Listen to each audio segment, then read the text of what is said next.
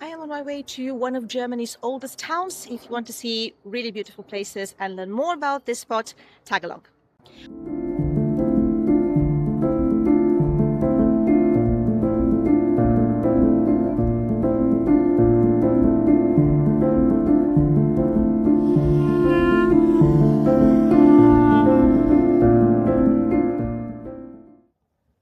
Yeah, so I'm walking through Seligenstadt, which is a town in Hessen, in the state of Germany I'm currently residing. I'm going to move soon, but anyway, I wanted to come here again in order to show you a bunch of things which are very interesting, because this is one of the oldest towns in Germany altogether. So it dates back to the 9th century. There is an even older layer from Roman times, but you are going to find at least some structures that have been reconstructed, but they do date back to the time of Charlemagne.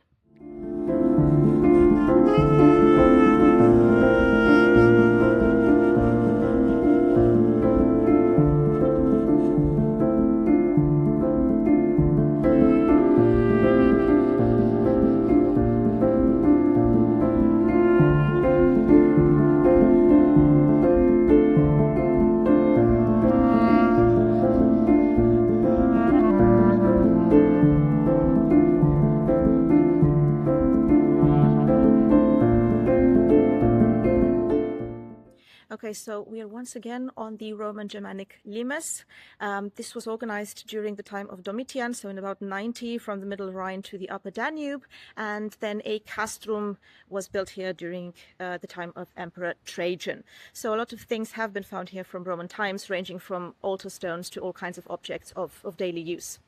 A cohort was stationed here. It belonged to the 22nd Legio Primigenia, which had the seat in Mainz, in Mogontiacum, but everything fell apart in the 3rd century, more exactly in 260, 270.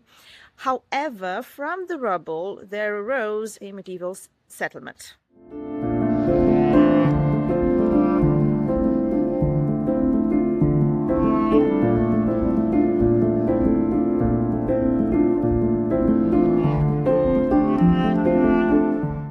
The medieval settlement was called Mullenheim Superior, and it was organized, structured, founded even, by none other than the biographer of Charlemagne, of Charles the Great, you know, the one with the Carolingian Empire. His biographer was called Eginhardus in Latin, or Einhard in German, and he basically received the settlement from Louis the Pious.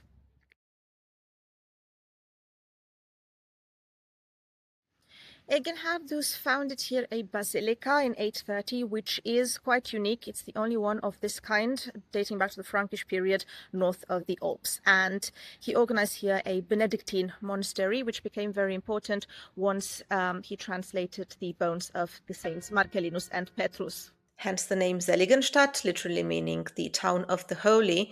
However, there is a later medieval legend stating that Einhardus ran off with the reported daughter of Charlemagne by the name of Ima, and then the emperor found her here again, and he uttered something in the lines of "Blessed or holy be this place, because it is here I found you again." A quote that you can also find carved on this house. What we can see today of the basilica is mostly from the 17th, 18th century. The facade is neo-Romantic, so even later. The core of the church is the oldest part. That will be the nave that opens to the sides in wide arcades. Baroque elements would include the marble altars, the choir screen with the coat of arms, the pulpit, and also the monumental founder sarcophagus, which is not accessible to the public. Einhard would have been framed as the ancestors of local nobility, such as the Counts of Erbach.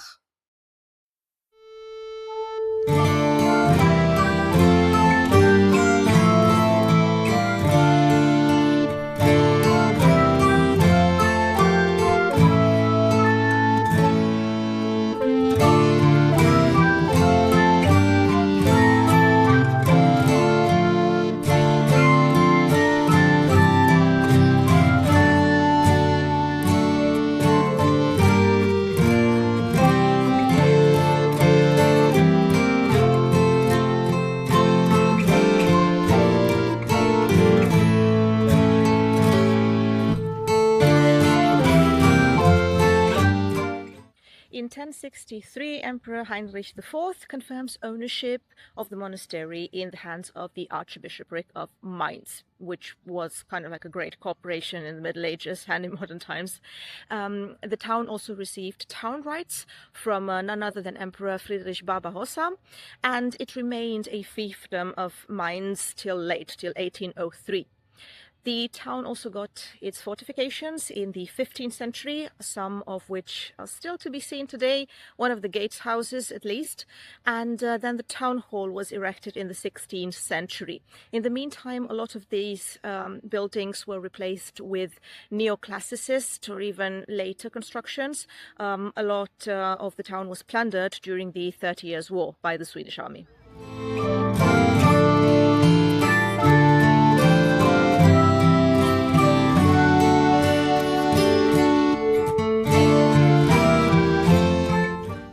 The abbey was very rich. They really had it all, even their own marketplace called the Freihof, literally meaning the free courtyard, which served as a market, but it was also sort of like an asylum place. So if you were in trouble, you were entitled to asylum in the monastery, at least for a little while.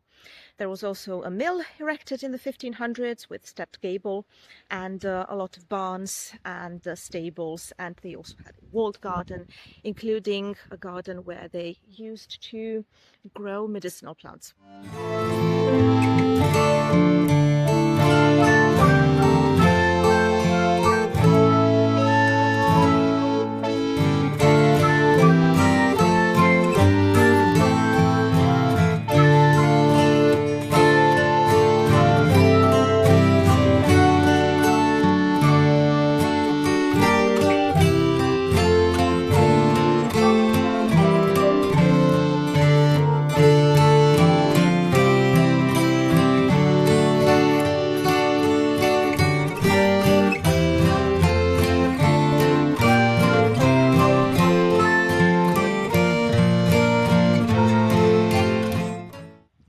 Well, most of the architecture you can see nowadays is actually baroque, so from the 17th century.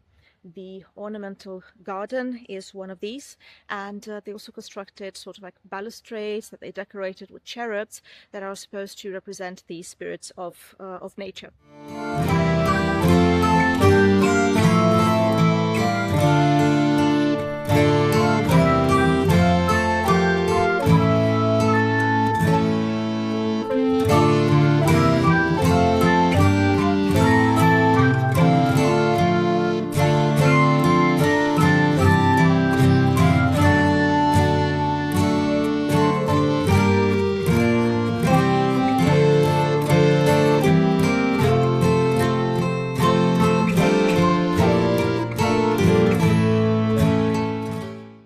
They also built a so-called prelate chair, which would have been this very large banqueting hall. It also had sleeping quarters of the sort, so it really reflects the wealth of the monastery, and also stuff like crimson silk and ceilings with stucco and so on. What's interesting is this contrast between the wealth and the fact that at least the 15th and 16th century, they really tried to keep it more simple because, for example, only the sons of farmers and townspeople were allowed to join the abbey. This was sort of like a way to return to the more simple path of the Benedictine order.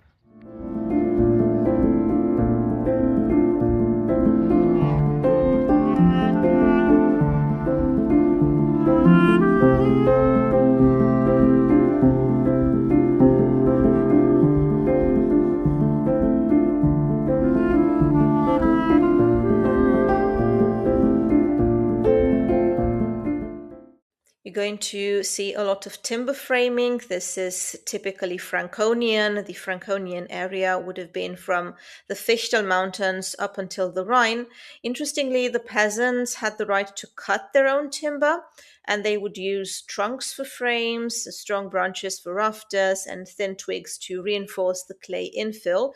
Basically a post and beam framing, so the cross connections like the buttresses, beams, they were made by corner braces joined by tenons and pegs.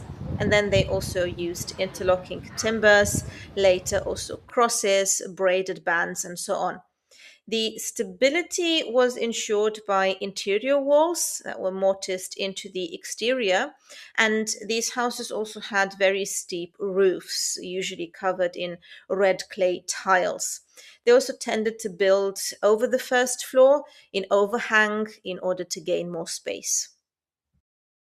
Too many people, way too many people. It's making me very anxious. Should have come here yesterday, but it rained.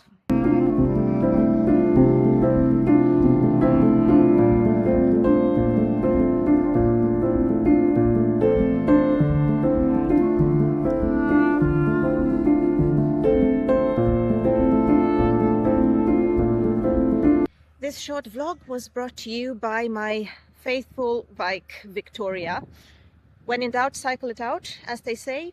I actually wanted to take the train today, but for some reason, all of them were cancelled between Hanau, where I currently live, and Seligenstadt. So I had to cycle about 30 kilometers back and forth, which is not bad at all. At any rate, it is a very useful mindfulness exercise. So, like I said, if you're in doubt and in search of an activity that might give you some peace of mind, I would definitely recommend cycling. Without headphones, nothing. Just feel your body, feel the environment, and be present. Cycling is one way to do that.